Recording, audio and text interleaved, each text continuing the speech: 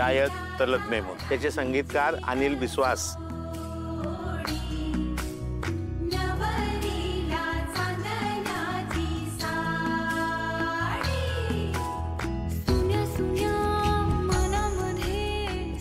की आपल्या घरात देवाने डिस्ट्रीब्युशन केलंय, म्हणजे तुला खूप ब्रेन दिलाय आणि मला ब्युटी दिली आहे, हो की नाही?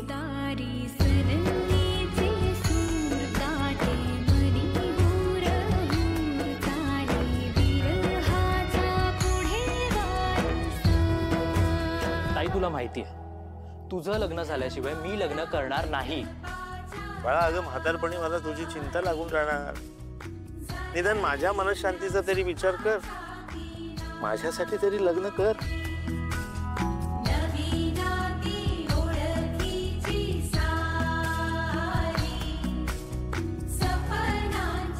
कोणी जाऊन सिटी बंद करणार? आजा आजा आजा आजा आजा हळू।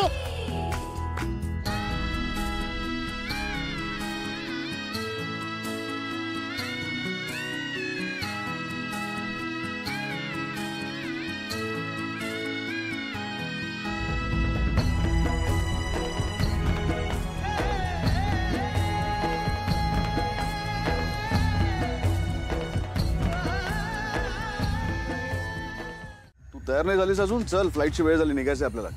तू जा, मी नाही येणार आहे। काय? तू लग्नाला येणार नाहीयेस? नाही। काय झालं आता? मला नाही यायचंय। अर्पिता, अतिरेक करू नकोस आता, फ्लाईटची वेळ झाली आपली। तुला आता काही वेगळं आमंत्रण द्यायचंय? आता परत तेच सगळं बोलत बसायचंय? चल चल, उठ उठ, लवकर आवर पटकन। नाही, मी नाही येणार। अर्पिता। समर, अरे तिला नको आग्रह करू, ती नाही येणार। अरे आदिराशी जोरदार भांडण झालंय तिचं, बघ ना कशी रुसून बसली आहे। काय झालंय? बरं ठीक आहे, आपण नंतर बोलूया विषयावरती। हा चल, आता फ्लाईटची वेळ झाली आणि तू मोठी आहेस ना अर्पिता, तू समजून घे ना। दादा, मी मोठी आहे ना, म्हणूनच मी अधिराला समजावायला गेले, पण तिने माझं काहीच ऐकून घेतलं नाही। मला नाही कळत आहे अधिरा त्या घरात कसं ऍडजस्ट करणार आहे। खूप काळजी वाटते रे मला तिची, म्हणूनच मी तिला सगळं सांगायला गेले, समजवायला गेले, पण तिने माझं काहीच ऐकून घेतलं नाही, उलट माझ्याशी भांडायलाच लागली। हे बघ, अधिराला जर हे सगळं पटायचं असतं ना, तर या आधीच पटलं असतं। आता लग्नाची वेळ आली, त्यामुळे प्लीज आता वेळ वाया घालू नकोस। चल, उठ आणि आवर लवकर। तुमच्या बॅग्स दिल्या काकू? हो, गेले। हां, अंशू गाडी सांग। हो दादा, मी सांगितलं। हां ना, नाही इथेच आहे अजून। हो, निघतोय इथेच आहे अजून। मम्मा, अगं ही दोघं आपलं काहीच ऐकत नाहीयेत। अधिराचं लग्न होणार त्या मुलाशी। नो वे। काय? नाही, हुकुमाचा एक्का अजून बाकी आहे। म्हणजे? लग्नात कळेल।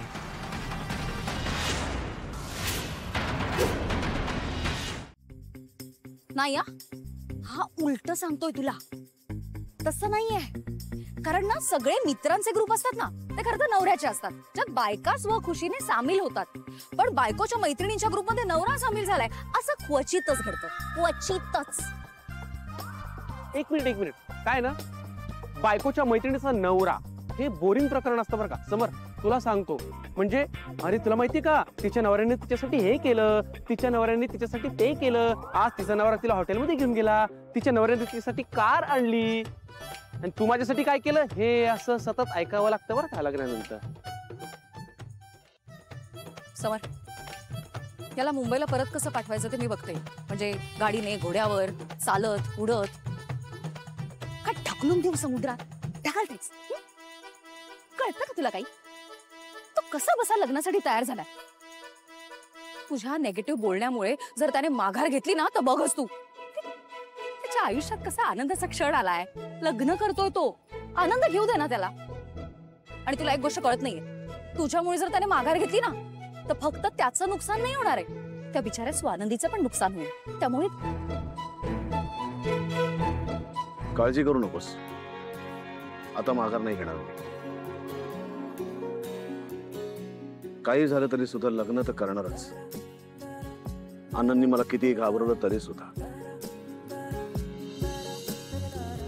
Thank you so much. पण यार समर, उद्या लग्न होणार यार तुझं. रडतोस काय? पाठवणी नाहीये त्याची.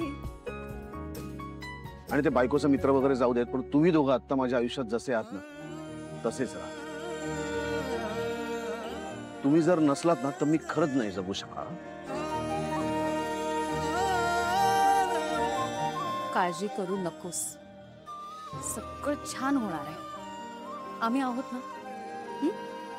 तुम्ही दोघं आहात ना, बघ मला कसली काळजी. आम्ही आहोतच. आता चल हळदीसाठी चल. चल चल चल सगळे तयार होतील. तू इट्टा राशील. चल पटकन ये. चल चल.